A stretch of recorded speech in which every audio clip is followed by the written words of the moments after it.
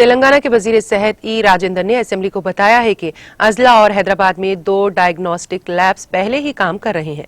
उन्होंने असेंबली में वक्फे सवालात के मौके पर अरकान की जानिब से पूछे गए सवालात का जवाब देते हुए कहा कि सरकारी अस्पतालों में पहले ही उसूलों के मुताबिक ये लैब्स काम कर रहे हैं। इसके अलावा हुकूमत डिस्ट्रिक्ट अस्पतालों में लैब्स की सहूलत फराहम कर रही है। उन्होंने कहा कि डायग्नोस्टिक्स लैब्स के अलावा हुकूमत अप्रैल 2021 तक तमाम जिले अस्पतालों में ऐसे 18 लैब्स के क़याम का मंसूबा रखती हैं।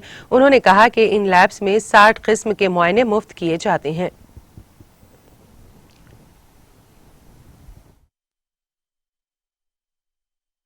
రేడియాలజీ ల్యాబ్స్ కానీ పూర్తి స్థాయిలో అన్ని జిల్లా కేంద్రాలలో ఏర్పాటు చేసి వాటిని అనుసంధానం చేసుకొని చేస్తాం అధ్యక్ష। ఈ వీటిలో ఈ టెస్ట్ల మీద ఎయిమ్స్ ఢిల్లీ కానీ సిఎంసి వేలూరు కానీ వాళ్ళని మనం ఒక నోడల్ హాస్పిటల్గా మనం పెట్టుకున్నాం అధ్యక్ష। ఎప్పటికప్పుడు మనం సూచనలు కానీ సలహాలు కానీ ఇవ్వడమే కాకుండా క్వాలిటీ విషయంలో కూడా వాళ్ళకి ఎప్పటికప్పుడు చెకప్ చేసి మన సూచనలు సలహాలు ఇచ్చేటువంటి ఆస్కారం ఉందని చెప్పి తెలియజేస్తున్న అధ్యక్ష। అదేవిధంగా గౌరవనీయులు గంటా వెంకటరమణారెడ్డి గారు నా పక్క కాన్స్టిట్యూన్సీ అధ్యక్ష, అక్కడ 100 బెడ్ల హాస్పిటల్ కట్టబడ్డది, అక్కడ స్టాఫ్ లేని మాట వాస్తవమే అధ్యక్ష।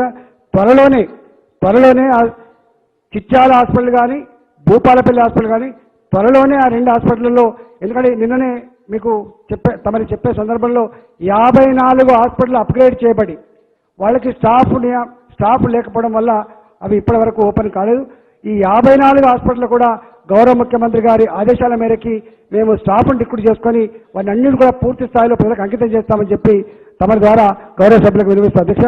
అదేవిధంగా మెతుకు ఆనంద్ గారు కూడా వారి వికారాబాద్లో సెంటర్ కోసం అడిగిన అధ్యక్ష, తప్పకుండా అది చాలా గొప్ప ముఖ్యమంత్రి గారు అనేక సందర్భాలు చెప్పి ఉన్నారు కాబట్టి గౌరవ మంత్రివర్యులు సబితా ఇంద్రారెడ్డి గారు కూడా దాని మీద పరిశీలన చేస్తారు కాబట్టి త్వరలోనే దాన్ని కూడా పూర్తి చేస్తామని చెప్పి విజ్ఞప్తి